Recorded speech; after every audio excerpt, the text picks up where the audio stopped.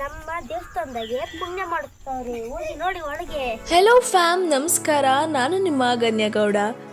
ಇವತ್ತು ಬೆಳಿಗ್ಗೆ ಊರಿಗೆ ಬಂದಿದ್ದೆ. ಯಾಕಂದರೆ ನಮ್ಮ ದೇವಸ್ಥಾನದಲ್ಲಿ ಪುಣ್ಯ, ಅಭಿಷೇಕ, ಪೂಜೆ ಎಲ್ಲ ಇಟ್ಕೊಂಡಿದ್ವಿ. ಈ ಕಡೆ ಪುರೋಹಿತರು ಪೂಜೆಗೆಲ್ಲ ರೆಡಿ ಮಾಡ್ಕೊತಾ ಇದ್ರು. ನಮ್ಮ ದೊಡ್ಡವ ಅಭಿಷೇಕಕ್ಕೆ ಡ್ರೈ ಫ್ರೂಟ್ಸ್ ಎಲ್ಲ ಕಟ್ ಮಾಡ್ಕೊತಾ ಇದ್ರು. ಅಷ್ಟರಲ್ಲೆಲ್ಲ ಟೆಂಪಲ್ ಹತ್ರ ಬಂದರು. ನಾನು ರೆಡಿಯಾಗಿ ಬರೋಣ ಅಂತ ಹೊರಟೆ. ಇನ್ನು ಮನೆ ಹತ್ರ ಭಟ್ರು ಪ್ರಸಾದ ಮಾಡಲಿಕ್ಕೆಲ್ಲ ರೆಡಿ ಮಾಡ್ತಾ ಇದ್ರು. ಹಿಂಗಿದ್ದವಳು ಹೀಗೆ ರೆಡಿಯಾಗಿ ಆಲ್ರೆಡಿ ಮನೇಲಿ ಪೂಜೆ ಎಲ್ಲ ಆಗಿತ್ತು. ನಾನು ಕೈ ಮುಗಿದು ಐನೂರಿಗೆ ಕೊಟ್ಟು ಲೋಟಕ್ಕೆ ಹಾಕಿ ಐನೂರಿಗೆ ಕೊಡುವ, ಯಾರಿಗೂ ಕೊಡೋಕೆ ಹೋಗ್ಬೇಡ. ನಮ್ಮ ಅಜ್ಜಿ ಕೊಟ್ಟಿದ್ದ ಬಾಕ್ಸ್ ತಗೊಂಡು ಟೆಂಪಲ್ ಹತ್ರ ಬಂದೆ. ಇಲ್ಲಿ ಅಭಿಷೇಕ ಪೂಜೆ ಎಲ್ಲ ನಡೀತಾ ಇತ್ತು. ಈ ಕಡೆ ನಾನು ಅಮ್ಮ ಪ್ರಸಾದ ರೆಡಿ ಮಾಡ್ತಾ ಇದ್ವಿ. ನಂಗಂತೂ ಈ ರಸಾಯನ ಪ್ರಸಾದ ತುಂಬ ಇಷ್ಟ.